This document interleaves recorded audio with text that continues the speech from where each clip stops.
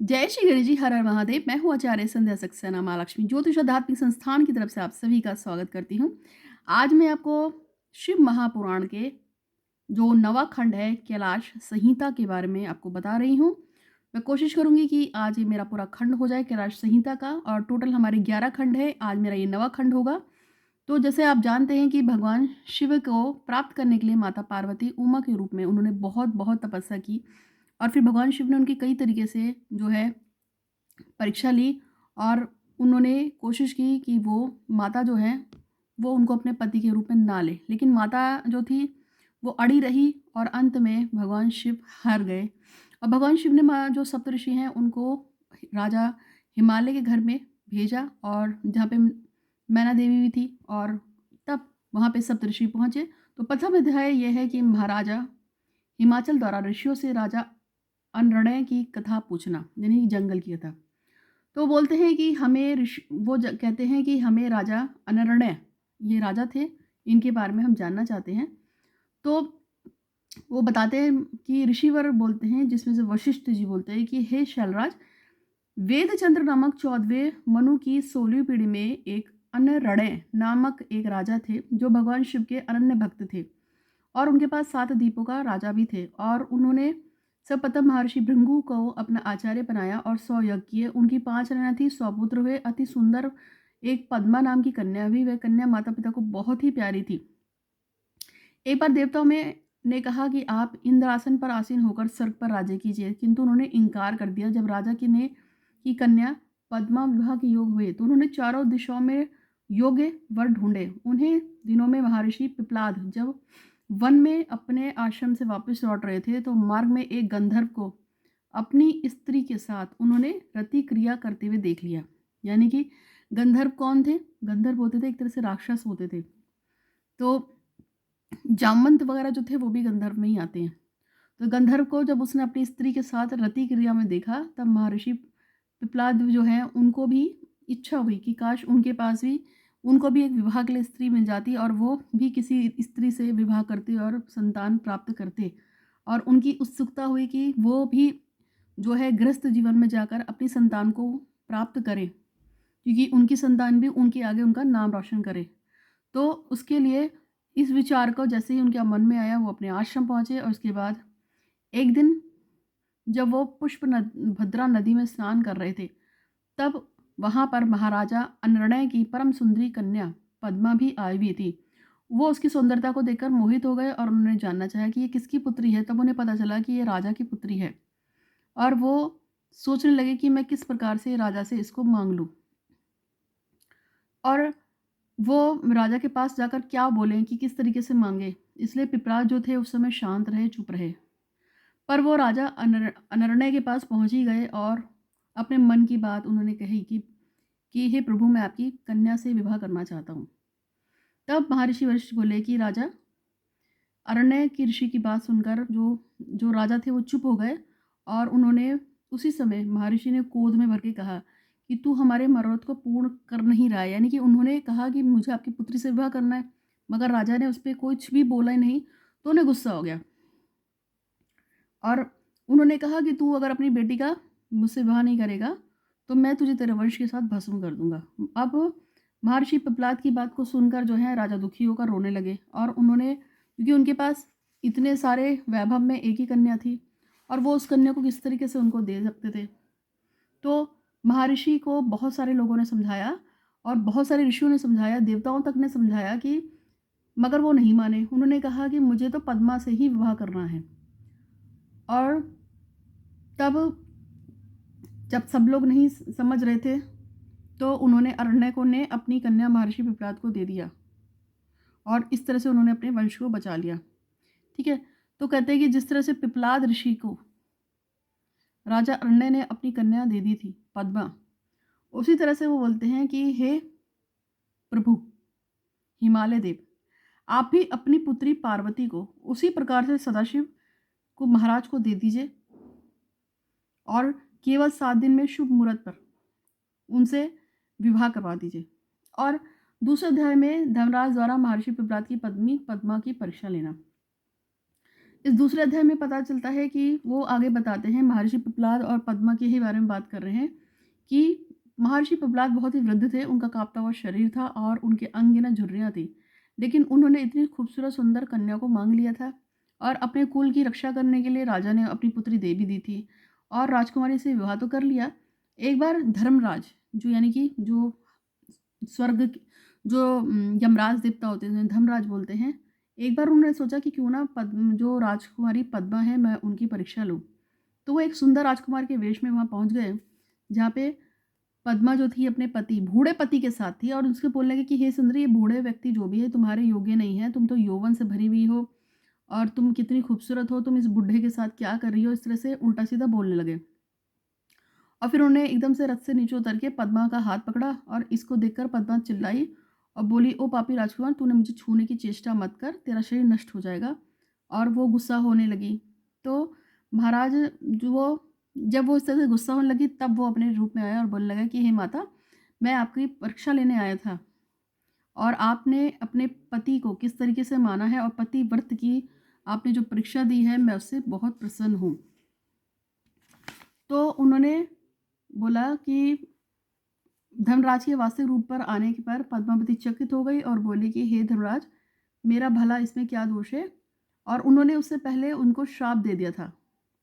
और श्राप क्या दिया था उन्होंने? जब वो उनके पास आकर उनका हाथ पकड़ते हैं, तो माता क्रोध में बोल देती हैं कि जो पद्मा जी थी, वो बोल देती हैं धर्मराज को, क्रोध में बोल देती हैं, जब क्योंकि वो राजकुमार के वेश में थे, कि तेरा सर्वनाश हो जाए, तेरा नाश हो जाए। तभी वो अपने असली रूप में आते हैं, उनसे प्रार्थना माफ़ी चाहते हैं और वो कहते हैं कि मुझे क्षमा करें। तो वो कहती है कि मेरा श्राप तो मैं दे चुकी, वो तो खाली नहीं जाएगा, लेकिन मैं सोच रही हूँ कि यदि तुम्हारा नाश हो गया तो सत्य कहाँ रहेगा? यह तो बड़ा ही अनर्थ हो जाएगा। तो तुम्हारे 4 पद होंगे, यानी कि धर्म के 4 पद होंगे। कैसे होंगे? सतयुग में तुम्हारे 4 ही रहेंगे, त्रेता में 3 पाद होंगे, द्वापर में 2 होंगे और कलयुग में 1 भी पाद नहीं रहेगा। सतयुग में रहने वाला फिर पहले की तरह पाद ही जिएगा। पद्मा की बात सुनकर वो प्रसन्न हुए और देवी को धन्य बोलकर और बोलने लगे कि आप अपने पति को बहुत मानते हैं कि दीर्घ, तो वो कहते हैं कि आपको मैं आशीर्वाद देता हूँ कि आपके 10 पुत्र होंगे और आपके 10 पुत्र जो हैं, उन्होंने राजा पिप्पलाद को आशीर्वाद दे दिया। जो पिप्पलाद थे महर्षि, उनको धर्मराज जो है आशीर्वाद देते हैं कि आप यौवन को प्राप्त करें और फिर दोनों को कहते हैं कि आपके 10 पुत्र होंगे और 10 के 10 पुत्र आपके दीर्घायु रहेंगे।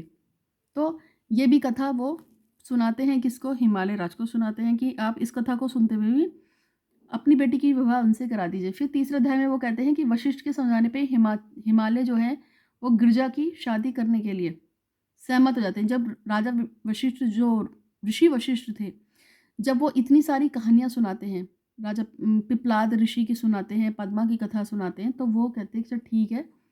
वो अपनी पुत्री जो है उनका विवाह जो है भगवान शिव से करने के लिए तैयार हो जाते हैं। तब सब जगह खुशियाँ खुशियाँ हो जाती हैं और तब महर्षि वशिष्ठ जो हैं वो माता पार्वती के सर पे हाथ फेरते हैं और कहते हैं कि गिरजा तुम्हारा मंगल हो। और जो उनकी जो पत्नी थी अरुंधति, वो भी सदाशिव के लिए गाने गाने लगती हैं और सर से सब जगह गाने आने हो जाते हैं, आभूषण आते हैं, रत्न आते हैं मंदिर में। ये मतलब जितना भी होता है, एक शादी जिस तरह समारोह होता है, खाने पीने का सजावट होती है, बहुत सारे हलवाइयों को लगाया जाता है, राजधानी को सजाया जाता है, क्योंकि अब क्या है, माता का विवाह का एक उत्सव मनाया जा रहा होता है और इस तरीके से देवताओं की पूजन होती है, सब कुछ होता है। और सदाशिव जो है उनको सप्तऋषियों उनके पास आते हैं, उनको बता देते हैं कि वो सब मतलब शादी के लिए तैयार हो गए हैं और ये पूरी कथा इस तरह से होती है। चौथे अध्याय में शिवजी तथा गिरजा के विवाह की तैयारियां होना। इस चौथे अध्याय में है कि भगवान शिव और माता पार्वती का विवाह की जो तैयारियां थी वो स्टार्ट हो जाती हैं। सुंदर सुंदर मंडप सजाए जाते हैं, 10,000 लोगों का योजन के लंबे क्षण भर में तैयार हो जाता है। विश्वकर्मा जी खुद आकर सुंदर सुंदर महल बनाते हैं, मूर्तियों की स्थापना करते हैं, घोड़े रथ हाथी वगैरह सब, पालकियाँ गंधर्व लोकपाल देवता वगैरह सब आते हैं। भगवान विष्णु भी सजते हैं, आते हैं। इंद्रलोक, धूर्वलोक, मृत्युलोक, सूर्यलोक, चंद्रलोक, भूलोक, सप्तऋषि लोक सब जगह पहुंच जाते हैं, सबको निमंत्रण दिया जाता है। और अग्नि, श्री ब्रह्मा जी, विष्णु जी, सनकादिक लोकपाल, इंद्रादिक गणपति, अग्नि, धर्मराज, वरुण, कुबेर, पवन, दिक्पात, सूर्य, चंद्रमा, ज्वालामुखी, देवी देवता, ऋषि महर्षि इत्यादि सभी अपने परिवार के साथ जो है कैलाश में इकट्ठे हो जाते हैं, क्योंकि ये सब कौन थे? बाराती। कुछ घराती थे, कुछ बाराती थे। वैसे मैं आपको बता देती हूँ कि मैं जो हूँ भगवान शिव की एक तरह से माँ पार्वती हमारी बहन लगती हैं, क्योंकि हरिद्वार जो है जहाँ मैं रहती हूँ, यहाँ पे उनका जन्म हुआ था पहला। तो इस तरह से भगवान शिव हमारे दामाद होते हैं। शिव की नगरी भी कहा जाता है हरिद्वार को, कंखल को। माता पास इनको शिव की ससुराल माना गया है। इस तरह से भगवान शिव जो हैं वो मेरे दामाद हैं। मैं उनकी साली हो गई। मजाक कर रही है, ऐसा वैसे है, क्योंकि हरिद्वार के वो दामाद हैं। तो सभी लोग नाचते हैं, गाते हैं, मंगल गीत होते हैं और इस तरह से सब होता है, पुष्पों की बारिश होती है। अब शिव जी की बारात का आगमन 5वें अध्याय में बताया गया है कि भगवान शिव जो है 10 करोड़ गणों के साथ, विष्टम्भव 10 करोड़ गणों के साथ आते हैं और सब जगह जो है 1 करोड़ गण कुंडल पहने हुए और पीपल महाकेश चंद्रतायान आवेशन कुंड पर्वतक काल कालक अग्निमुख आदित्य मूर्धा घनावट कुमुद आमोद कोकिल काक यदोदर सनातम महाबल मधुपिंगल नीलपूर्णा भद्र चतुर्दक कर्ण अहिरमाक शाक्षु शतमन्यु कष्ठागुंड, इस तरह से पता नहीं कितने सारे गुण थे, जो गण थे वो चल पड़ते हैं भगवान शिव को सांपों के साथ उनके आभूषण में बैठाकर बैल की सवारी करा के दूल्हा बना के वो जाते हैं राजा हिमालय के घर में उनके विवाह के लिए। और जब चंडी भगवान मतलब सदाशिव बैठ जाते हैं और चल पड़ते, सोने का कलश रखकर एक चंडी जो है सदाशिव की बहन बनकर, चंडी चंडी है ना, चंडी माता जो है भगवान सदाशिव की बहन बनकर सर पे सोने का कलश रखकर आगे आगे चलती हैं, बाकी सब लोग पीछे चलते हैं। वेद गाना बजाना ढोल नगाड़े सब पीटते पीटते आदरपूर्वक वो विवाह मंडप जो है वहाँ जहाँ बनाया गया था वहाँ पे सब बैठ जाते हैं और सभी जो है खुश हैं, बहुत ही खुश हैं, बहुत ही खुश हैं। और विवाह के लिए जब बारात पहुँच रही होती है तो महाराज हिमालय जो है अपने पुत्रों को भेजते हैं कि बारात को आदरपूर्वक लेके आ जाएं। डमरू ढोल नगाड़े शंख सीख और बजते हुए वेद मंत्रों के साथ आकाश में गूंजती हुई बारात आ रही होती है। 6ठे अध्याय में हिमालय के पुत्रों के द्वारा बारात का स्वागत करना। जब बारात जो है हिमालय पूर्व की सीमा में घुसती है तो हिमालय के जो पर्वतों की श्रृंखला में अगवानी करने के लिए सदाशिव बारात को देखकर सभी चकित रह जाते हैं। उनके बधू बंधु जो देवताओं को नतमस्तक करते हैं, क्योंकि चारों तरफ बड़ा आनंद छाया हुआ था। लोग मतलब खुशी के मारे अपने घर ही नहीं लौट रहे थे, इतना सब लोग खुश थे। भगवान शंकर के पास जाकर तब जो है हिमालय जो है उनके पुत्र थे, बंधु बांधव थे, सबसे मिलते हैं और सब लोग उनका मतलब उनको प्रसन्नता के साथ वो करते हैं। और तब जो मैना देवी को बुलाया जाता है और शिव को पूर्ण ब्रह्मा कहते हैं और वो उनको जमाता कहती हैं, क्योंकि दामाद को जमाता बोलते हैं हिंदी में। और मेनका ने राजमद जो माता मैना देवी थी, मैना देवी जो है वो राजमद में मस्त होकर अपने मन में घमंड को स्थान दे देती हैं, क्योंकि उनको लगता है कि इतना बड़ा शिव मेरे दामाद बन गए हैं। तब भगवान शिव जो होते हैं सोचते हैं इनकी परीक्षा ली जाए, और भगवान शिव क्या करते हैं इस चरित्र को जानने के लिए वो थोड़े से अत्यंत कुद्र हो जाते हैं और विचार करने लगते हैं कि कम बुद्धि वाली स्त्री मैना ने मेरी पहले भी कई परीक्षा ली है, अतः इस बार मुझे इनकी परीक्षा लेनी चाहिए, ऐसा वो सोचते हैं। और भगवान विष्णु जो है वो भी वहीं पर होते हैं। और अगले जो अध्याय है 7वां अध्याय, जिसमें है मैना का शिवजी की माया में फंसकर शिवजी के प्रति क्रोधित होना। तो वो उनकी क्या कहते हैं, वो कहते हैं कि मैं इनका टेस्ट लूँगा, यानी कि बार बार यही मेरा टेस्ट लेती है, इस बार मैं इनका टेस्ट लेता हूँ। ठीक है, तो वो क्या करती हैं, ब्रह्मा जी कहते हैं, आगे बताते हैं कि मैना देवी भगवान शिव के और पार्वती की प्रशंसा करते हुए बड़ी खुश होते हैं, शिव जी आ गए हैं, अब उनके साथ विवाह हो रहा है। तो मैना देवी कहते हैं लो वह देख लो, भगवान सदाशिव महाराज हैं। अब मैना देवी शिव को माया से मोहित करते हैं और उनकी दृष्टि को धोखा हो जाता है, भगवान की माया में वो फंस जाती हैं। मैना देवी कहती हैं कि सदाशिव जी को देखने के साथ ही सिहर उठती हैं और उन्होंने देखा कि भगवान श्री सदाशिव महाराज जो हैं वो बहुत सारे प्रेतों के साथ हैं, उनके 5 मुख हैं, 10 नेत्र हैं, अंगों में भस्म लगी है और वाघंबर है, क्योंकि उनको बहुत ज़्यादा इस बात पे घमंड हो गया था कि सदाशिव जो जगत के पिता हैं वो उनके दामाद होने वाले हैं, तो उनको इसीलिए उन्होंने माया में फंसाया। और वो उनको इस तरह से देखा था, उनको देखते ही स्त्री रूप में वो फट से मूर्छित हो जाती है, सब जगह कोलाहल मच जाता है, हाहाकार हो गया, माता को मूर्छा आ गई है। तब उठती हैं मैना देवी और सबसे पहले नारद पे चिल्लाती हैं, कहती है मूर्ख पाखंडी नास्तिक बुद्धिहीन और पापों की खान, तूने क्या बोला था ये भगवान है ये तो भूत है, ये तो मेरी प्रेत प्रेत से मेरी बेटी की शादी करा रहा है और तुझे किसने बहका दिया, ये तो भूतों की बारात है जो तू मेरे दरवाजे पे लाया। और उसके बाद तो बस हल्ले हो जाते हैं और भगवान हंसने लगते हैं। बोलती हैं कि तूने बड़ी मूर्खता की है जो सूर्य चंद्रमा विष्णु इत्यादि को सुंदर सुंदर बनाकर नारद की बातों में आ गई। इस महाक्रूप शिव को मैं ठोकर मारती हूँ और ये कहाँ से आ गया और मैं इससे अपनी शादी ना करूँ, बेटी को मैं अपनी कुंवारी बेटी को घर पे रख लूँ। इस तरह से वो गुस्से में बोलती रहती हैं और कहते हुए धम से फिर पृथ्वी पे गिर जाती हैं। अब लोग उदास हो जाते हैं क्योंकि वहाँ तो सब जगह शादी का माहौल था।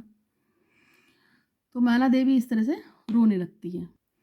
अब जो है हिमालय राज आते हैं और वो मैना देवी को समझाते हैं कि अरे तुम माया में फंस गई हो और ये तो भगवान शिव ही हैं और इन्होंने पहले भी एक नट का रूप धारण करके आए थे जब हमारे पास पहले, और तुम जानते हो कि ये रूप धारण करने में बहुत तेज है। तो माता कहती है कि मैं अपनी बेटी को छत से फेंक दूंगी, पहाड़ों से फेंक दूंगी, कुएं में ढकेल दूंगी, मगर मैं इस आदमी से अपनी बेटी की शादी नहीं करती हूँ। 8वें अध्याय में मेनका जो माता मैना देवी थी उनको देवता समझाते हैं और भगवान शिव की माया को नष्ट करते हैं। सभी लोग समझा रहे हैं कि उनका एक ही रूप है, ये है वो है, पर उनको बिल्कुल भी समझ में नहीं आता है। अंत में भगवान विष्णु आते हैं। भगवान विष्णु जो है मैना देवी को समझाते हैं कि ये शिव जी कौन है और कहाँ से हैं, और उनको समझाते हैं कि इनका विवाह बड़ा आनंदमय होगा और तीनों लोगों की यश की प्राप्ति होगी, अतः ये विवाह होने दो। तब वो भगवान विष्णु से कहते हैं कि मेरे मन को शांति जरूर मिलती है आपकी बात को सुन के, लेकिन मेरा मन नहीं मानता है कि मैं अपनी सुकुमारी कन्या का विवाह शिव से करूं। और तब भगवान जो है विष्णु जो है सदाशिव जी के पास जाते हैं और उनसे कहते हैं कि अब आप अपनी माया से माता मैना देवी को बाहर निकालिए वरना ये विवाह नहीं होने देंगी। तब उनकी बात को सुन के भगवान शिव बहुत ही सुंदर पुरुष के रूप में, जैसे काम रूप देवता होते हैं उस तरह से आते हैं और उनका पीत वर्ण होता है और सब पीले रंग के कपड़ों में सुंदर से बनकर एक राजकुमार जैसे दिखते हैं और माता उनके रूप को देखकर मोहित हो जाती हैं, उनकी आरती उतारती हैं उनकी शोभा को देखकर और फिर वो उन पर इतराने लगती हैं। जब ये सब चल रहा होता है, जब भगवान अपने सुंदर से रूप में आते हैं, तब माता पार्वती भी माँ के पीछे छिपकर भगवान शिव का दर्शन करती हैं और उनके उस रूप में वो भी मुग्ध हो जाती हैं। इस तरह से भगवान जो है 2 मिनट के लिए माता पार्वती की तरफ नज़र रखते हैं तो उन्हें वो एकदम से दक्ष की पुत्री सती के रूप में नजर आती हैं और उनको माता का वो पूरा रूप जो पूर्व जन्म का था वो दिखता है। इसको देखते ही भगवान शिव बहुत ही खुश हो जाते हैं और गदगद हो जाते हैं और उनके रोम रोम खिल जाते हैं। तो ये मैंने आपको बताई है कथा जिसमें मैंने आपको बताया कि किस तरह से भगवान का विवाह उनसे होता है। ये मेरा जो है 8वां अध्याय जो खंड था ये आज पूर्ण हो गया है, 9वां। और अब हम जो अगला खंड है उसकी तरफ जाएंगे। तो आज का ये 9 खंड वो पूरा हुआ मेरा और अब मैं 10वें खंड की तरफ जाऊंगी जैसे मैंने आपको बताया था। तो भगवान श्री गणपतिनाथ से प्रार्थना करती हूँ वो सभी लोग जिन्होंने पूरे विश्वास के साथ मेरे द्वारा बोली गई शिव पुराण को सुना है, प्रभु उन पर कृपा बनाना। मेरा ये शिव पुराण कल तक या परसों तक पूरा हो जाएगा। इसमें टोटल 11 अध्याय हैं, मैंने आपको बताया था। आज मेरा 9 पूरा हो गया है, 10 और 11 से 2 ही मेरे खंड बचे हैं। मैं आपको विश्वास के साथ कहती हूँ कि जो भी व्यक्ति 3 बार महाशिव पुराण की पूरी इस ऑडियो को सुन लेगा और हर बार सुनते समय अपनी मन्नत बोलेगा कि हे प्रभु मेरी फला फला मन्नत है, तो मुझे पूरा विश्वास है कि प्रभु उसकी इच्छा को अवश्य पूरा करेंगे। क्योंकि मैंने आपको बताया भी था कि एक लड़की है जिसके भाई उसका एक्सपायर हो गया था 2014 में, और महाशिव पुराण को उसने पूरा पढ़ा, एक बार नहीं 3 बार। उसकी माँ ने पुनः संतान को जन्म दिया और उसका भाई पुनः आया है। तो ये विश्वास का खेल है और आप विश्वास रखें तो आपका जरूर काम होगा। तो मैं सुना रही हूँ तो भगवान शिव गणपति महाराज, भगवान विष्णु, भगवान शिव आपसे प्रार्थना है त्रिदेव मुझ पे, मैं सुना रही हूँ इस कथा को, मेरे परिवार पे, मेरे कुटुंब पे और वो सभी भक्त जो इस कथा को सुनता है, हम सब पे कृपा करने के लिए आपका शुक्रिया, धन्यवाद धन्यवाद धन्यवाद। आपको शुक्रिया, धन्यवाद धन्यवाद धन्यवाद। आपको शुक्रिया, धन्यवाद धन्यवाद धन्यवाद। भगवान श्री गणपति महाराज मुझ पे, मेरे परिवार पे, कुटुंब पे और मेरे सभी फॉलोवर्स पे इसी तरह से कृपा बनाए रखिएगा। हम सबकी जो भी जायज़ मनोकामना है वो पूर्ण हो और हमेशा मेरे लोगों का मार्गदर्शन करें। भगवान शनिदेव, मैंने इस कथा को पूरा किया है और करने रही हूँ, तो आपकी कृपा मुझ पे, मेरे परिवार पे, मेरे कुटुंब पे और मेरे सभी फॉलोवर्स पे रहे। और जो लोग इस वीडियो को डिसलाइक कर रहे हैं उन बुद्धिहीन लोगों को थोड़ी बुद्धि दे देना, ज़्यादा हो तो थोड़ा सबक भी सिखा देना। क्योंकि देवी देवताओं की जो मैं बताती हूँ, उसको डिसलाइक करने का मतलब मुझे आज तक समझ में नहीं आया, पर कुछ लोग हैं ही चोर, वो डिसलाइक करते हैं, ज़्यादा नहीं 2-3 ही होते हैं, क्योंकि मेरे किसी भी वीडियो पे 4 या 5 से ज़्यादा डिसलाइक कभी नहीं आते। तो उम्मीद है कि आपको वीडियो अच्छा लगा होगा तो लाइक कीजिएगा, शेयर कीजिएगा और हमेशा प्रसन्नचित्त रहिए। आज के लिए इतना ही, धन्यवाद।